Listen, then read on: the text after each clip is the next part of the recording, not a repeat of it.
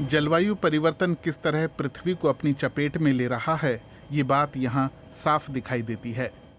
New York university के वायु और सागर विज्ञानी डेविड हॉलैंड पड़ताल करने पहुंचे हैं कि दुनिया के सबसे बड़े द्वीप ग्रीनलैंड में हालात किस कदर तेजी से बदल रहे हैं। ग्लेशियर सिमट रहे हैं और समंदर का जलस्तर बढ़ रहा है। वो इसे दुनिया का अंत कहते हैं। उनका इशारा भूगोल से ज्यादा भविष्य की तरफ है और धरती का भविष्य इस जगह पर लिखा जा रहा है। ऐसा भविष्य जो अब से ज्यादा गर्म होगा, जिसमें अब से ज्यादा पानी होगा। हॉलैंड और उनके साथी यहाँ उपकरण लगा रहे हैं ताकि बर्फ की हलचल पर नजर रख सकें।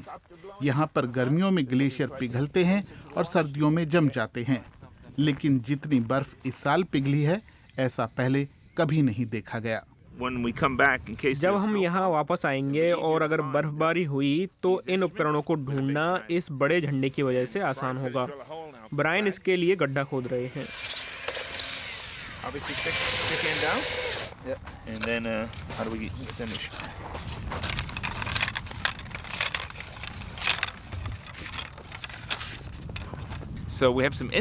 हमारे पास कुछ उपकरण हैं जिन्हें हम ग्लेशियरों पर लगा रहे हैं। दो तरह के उपकरण हैं, एक है जीपीएस जिसे ब्रायन लगा रहे हैं और जीपीएस में एंटीना है। इसके जरिए हम जान पाएंगे कि बर्फ कैसे मिनट दर मिनट सागर की तरफ बढ़ रही है और कितनी ऊपर नीचे हो रही है। वैज्ञानिकों का अनुमान है कि इस साल गर्मियों का मौसम खत्म होने तक ग्रीनलैंड में 440 अरब मीट्रिक टन तक बर्फ पिघल सकती है। इससे इतना पानी बनेगा कि ग्रीस जैसा देश 1 फुट पानी में जलमग्न हो जाए। बर्फ की चादर वाले हमारे हिस्से में उत्तर और दक्षिण दोनों हिस्से में हम बदलाव देख रहे हैं। हम इस समस्या से जुड़े वैज्ञानिक प्रमाण जमा कर रहे हैं। उम्मीद है कि इनका इस्तेमाल होगा और ढंग की नीतियां बनेंगी। वैज्ञानिकों का कहना है कि 1 अगस्त 2019 ऐसी तारीख थी जब एक ही दिन में ग्रीनलैंड में सबसे ज्यादा बर्फ पिघली। इस एक दिन में 12.5 अरब टन बर्फ पानी बन गई। इस साल ग्रीनलैंड के जिन इलाकों में सबसे ज्यादा गर्मी पड़ी, उनमें दक्षिणी पूर्वी छोर पर स्थित हेलहाइम भी शामिल है। 2005 के बाद से अब तक यहाँ ग्लेशियर 10 किलोमीटर तक सिमट गए हैं।